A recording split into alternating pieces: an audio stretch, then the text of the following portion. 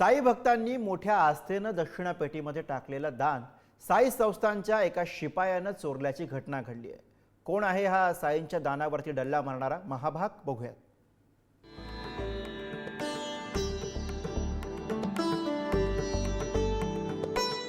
रोज हजारो आणि लाखोंच्या संख्येने शिर्डीत येणारे भक्त साई मंदिरातील दानपेट्यात दक्षिणा टाकतात।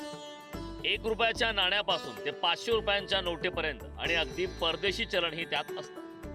साई मंदिर आणि परिसरातील दानपेट्यांमधील ही रक्कम मंगळवार आणि शुक्रवार अशी आठवड्यातून 2दा मोजली जाते। अधिकारी, कर्मचारी आणि शिपायांच्या उपस्थितीत ही रक्कम मोजून झाली की ती बँकेत भरणा केली जाते। पण ही रक्कम मोजण्याच्या दिवशी पैशाचं बंडल शिताफीने लपून ते चोरून नेल्याचा प्रकार अलीकडेच उघडकीस आलाय। लेखा शाखेतील शिपाई बाळासाहेब गोंदकर याने साईंच्या देणगीवर डल्ला मारल्याची तक्रारच पोलिसात दाखल केली। काही कर्मचाऱ्यांना दक्षिणा मोजणी हॉलमध्ये आढळलेल्या नोटांच्या बंडलामुळे संशय आला आणि बाळासाहेब गोंदकर यांची चोरी उघडकीस आली। 16 एप्रिलला दक्षिणा मोजणी कक्षातील भिंतीजवळ काउंटिंग मशीनमध्ये 500 रुपयांच्या 93 नोटांचं बंडल आढळलं। 25 एप्रिल रोजी मोजणी आटोपल्यानंतर काउंटिंग मशीन आणि यूपीएस मशीनच्या मध्ये 500 रुपयांच्या नोटांचं बंडल आढळलं।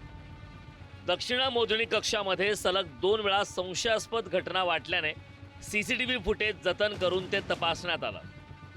सीसीटीव्ही फुटेजमध्ये लेखा शाखेतील शिपाई बाळासाहेब गोंदकर दक्षिणा मोजण्याच्या वेळी चोरी करण्याच्या उद्देशानं नोटा लपवताना आढळून आले। त्यानंतर 4, 8, 10, 11 आणि 12 एप्रिलचं सीसीटीव्ही फुटेजच्या आक्षेपार्ह क्लिक या बारकाईने तपासल्या गेल्या। 4 एप्रिलला दक्षिणा पेटीतील नोटांच्या विभागणीचे काम करताना बाळासाहेब गोंदकर याने हे कुणाला कळणार नाही अशा रीतीनं बंडल लपवलं।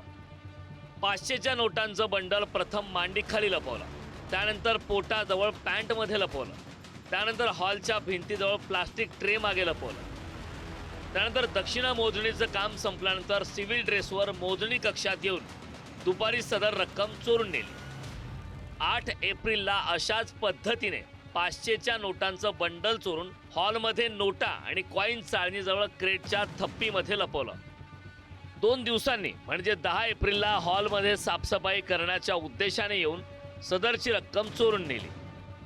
11 एप्रिल रोजी ही मोजणीच्या वेळी अशाच पद्धतीनं रक्कम ही नोट काउंटिंग मशीनच्या मागे ठेवली आणि 12 तारखेला चोरून नेली।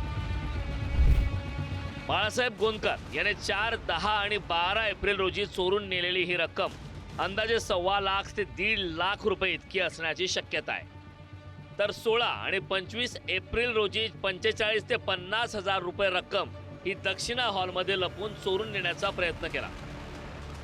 गुन्हा नोंदवण्यापूर्वी संस्थांनं वेगळे कारण देत गोंदकर याला निलंबित केलं होतं। गुरुवारी सविस्तर अहवाल आल्यानंतर त्याच्या विरुद्ध गुन्हा दाखल करण्यात आला।